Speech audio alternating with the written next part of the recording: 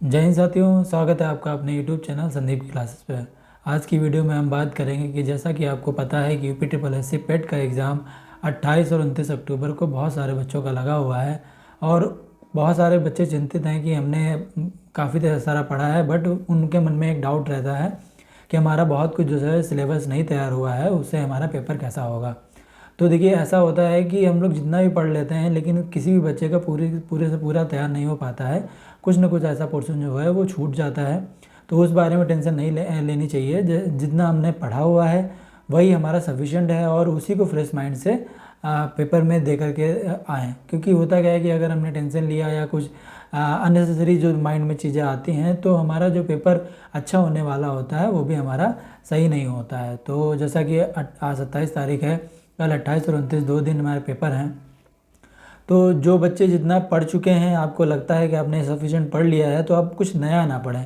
क्योंकि नया पढ़ने से क्या होगा कि आपको नया वाला तैयार रहता है, और जो पुराना वाला होता है वो थोड़ा सा दिक्कत करता है आपके एग्ज़ाम में।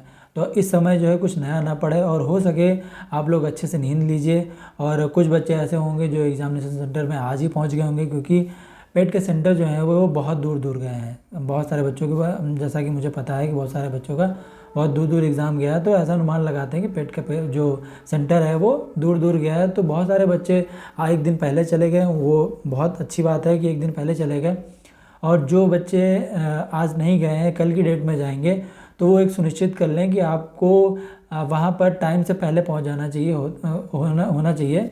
क्योंकि होता क्या है कि कभी कभी ये होता है कि हम लोग टाइम से नहीं निकल पाते हैं, और फिर पहली बात तो रास्ते पर चिंता होती है कि हम टाइम से पहुंच पाएंगे या नहीं पहुंच पाएंगे। उससे आपका माइंड डिस्टर्ब रहता है, प्रेशर अलग बनता है एग्ज़ाम का। और दूसरी बात ये रहता है कि आप ये ध्यान रखें कि जो एग्ज़ामिनेशन सेंटर पर है वो आप 30 मिनट पहले पहुंच जाएं। क्योंकि जैसे मान लीजिए अगर आपका 10 बजे से पेपर है, तो आप कोशिश करिए कि आधा घंटे पहले तो गेट बंद ही हो जाएंगे, लेकिन उससे पहले कोशिश करिए कि आप 10 बजे से पेपर है तो आप 9 बजे सेंटर पर ज़रूर पहुँच जाएँ। उससे दो चीज़ें रहेगा कि आपके मन में जो डाउट सारे जो ख्याल आते हैं कि मेरा पेपर छूट जाएगा या ऐसा कुछ होता है, वो चीज़ें मन में नहीं रहेंगी, तो आपका मन शांत रहेगा। और दूसरी बात ये कि जब आप एग्जामिनेशन सेंटर पे पहुंच जाइए, तो बहुत सारे जो बच्चे होते हैं वो अपना एक दूसरे से बात करते रहते हैं कि आपने ये पढ़ा, आपने वो पढ़ा, आपने ये पढ़ा। तो उसमें क्या रहता है कि बच्चा खुद को एनालिसिस करने लगता है कि हमने तो कुछ मतलब ये सब सारे जो टॉपिक वो तैयार नहीं किए।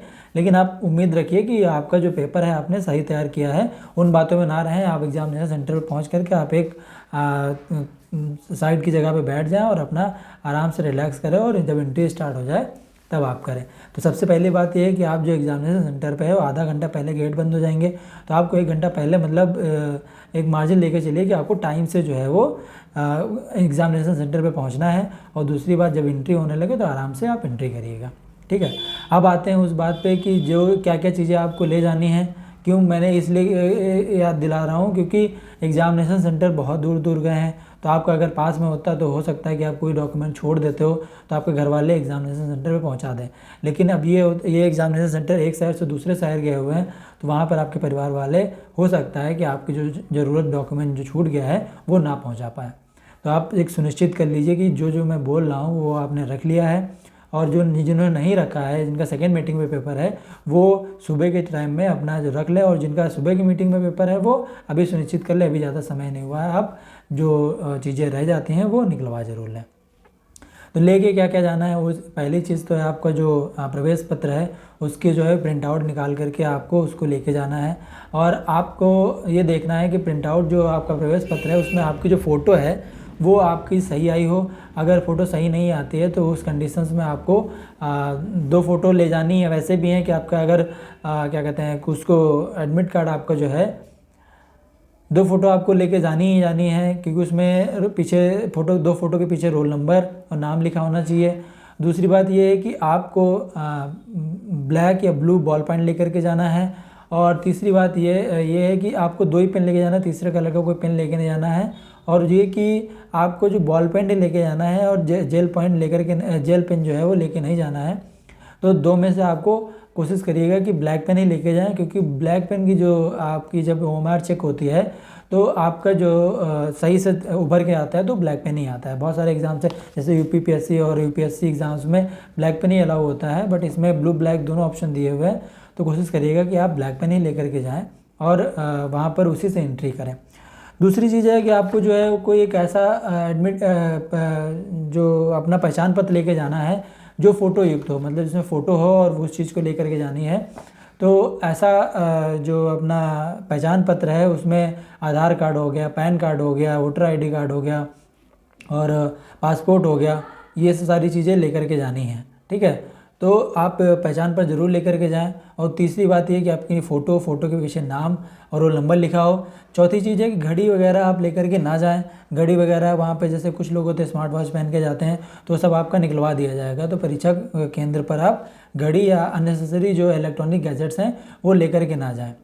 फिर होता है परीक्षा केंद्र में जो आपका जो एडमिट कार्ड होगा उस पर आपको 5 अंकों का जो नंबर दिया होगा, जिसमें स्टार्टिंग के आपके 2 अंक जो हैं वो सिटी के नंबर होते हैं और जो 3 नंबर होते हैं वो होते हैं आपके परीक्षा केंद्र के नंबर। तो आप 5 अंकों का सुनिश्चित कर लें कि 5 अंकों का जो आपका नंबर दिया गया है वो आपका परीक्षा केंद्र और शहर का केंद्र दोनों है। अगर आपको समझ में नहीं आता है, कोई भी चीज़ अगर आपको समझ में नहीं आती है एग्ज़ाम हॉल में, तो आप इन्विजिलेटर से ज़रूर पूछ लें। आप ये संकोच मत करें कि मैं अगर पूछूंगा कि तो आपको मतलब सबको लगे कि मुझे नहीं आता है, तो ये गलती ना करें। उससे क्या होगा कि अगर आप नहीं पूछेंगे और गलत कर देते हैं तो उसके ज़िम्मेदार सिर्फ़ और सिर्फ आप ही होंगे, क्योंकि फिर उसके बाद में अगर गलत एंट्री भरते हैं और अगर नहीं एंट्री भरते हैं तो आपकी कॉपी हो सकता है चेक ही ना हो। तो उससे अच्छा है कि आपको जो चीज़ नहीं आती है वो चीज़ आपको ज़रूर से उसमें इन्विजिलेटर से पूछ करके करें।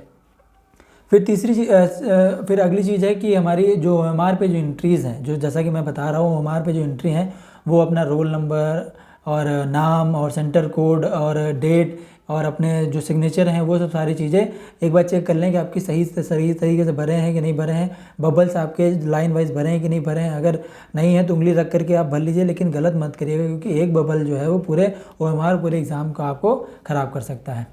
ठीक है, फिर उसके बाद होता है कि अपनी जो है वो अटेंडेंस जो ज़रूर चेक कर ले, क्योंकि कुछ बच्चों की हो जाती है अटेंडेंस और कुछ बच्चे पेपर देने में ध्यान नहीं देते हैं कि उनकी अटेंडेंस नहीं की है। तो साइन अपना जो अटेंडेंस लिस्ट आती है वो तो मतलब जो पर्यवेक्षक होंगे उनका ही काम होता है अटेंडेंस लेने का, बट कभी कभी उनके भी ध्यान में नहीं रहता है। तो अपने अकॉर्डिंग जो है वो आप अटेंडेंस ज़रूर चेक करवा लें। और जो चीज़ें रह जाती हैं, जैसे कुछ चीज़ें नहीं समझ में आती हो, आप ज़रूर से ज़रूर जो अपने पर्यवेक्षक या इन्विजिलेटर से ज़रूर पूछ लें। और फिर होता है कि आपको फिर अब आते हैं अगली बात पर कि हमें एग्ज़ाम में क्या क्या करना है क्वेश्चन पेपर से रिलेटेड।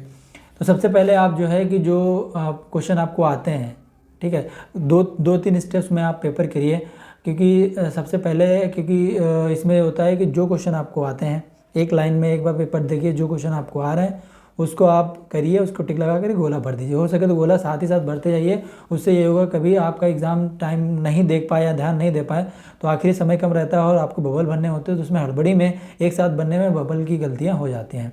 तो पहले एक बार पूरा पेपर देखें, जो क्वेश्चन आपको आते हैं सही तरीके से उसको करते जाए, तुरंत बबल भरते जाएँ।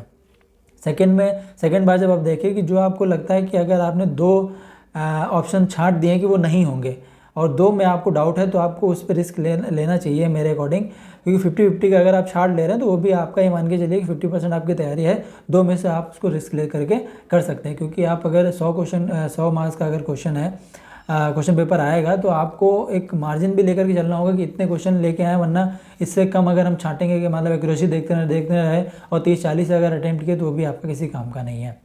तो आप एक पहली रीडिंग जो आपको क्वेश्चन आते हैं वो करें, दूसरी रीडिंग में जो आप 50-50 पे है वो करें। तीसरी गलती जो है वो आप बिल्कुल ना करें कि किसी भी क्वेश्चन को इगोइस्टिक होकर के आप सॉल्व ना करें कि हाँ अरे यार ये तो मैंने पढ़ा था, ये कैसे नहीं होगा, क्योंकि कुछ क्वेश्चन जो है मैथ्स के भी आएंगे, DI के भी आएंगे। तो आपको लगता है कि ये क्वेश्चन फंस रहा है तो उसको उसमें फंसे ना, क्योंकि वो कुछ क्वेश्चन ऐसे होते हैं जो बच्चे को फंसने के लिए रखे जाते हैं, तो उनमें आप बिल्कुल ना फंसें। और हो सके तो मतलब नॉर्मली तरीके से आप उसको एग्ज़ाम दें। अगर आपको नहीं आता, आप श्योर नहीं है तो उसको छोड़ दें, क्योंकि नेगेटिव मार्किंग भी है। तो आप और दूसरी चीज़ आखिरी बात ये है कि आप जो है कि पेपर हो सके तो पूरा करिएगा, अगर कुछ चीज़ें छूट जाती है छोड़िएगा, और पूरा जो पेपर है वो अटेम्प्ट करके फिर सारी एंट्रीज एक बार और देख लीजिएगा, क्योंकि अगर आपकी एंट्री कोई भी गलत हो जाती है तो आपका पेपर चेक नहीं होगा। ठीक है, तो ये कुछ जानकारी थी जो इस वीडियो में देना चाहते थे, और उन सभी को ऑल द वेरी बेस्ट जो कल और परसों के एग्ज़ाम में जाएंगे। और आराम से जाइए, पेपर दे करके आइए और फिर अगले एग्ज़ाम की तैयारी करिए। इसी के साथ जय हिंद, जय भारत।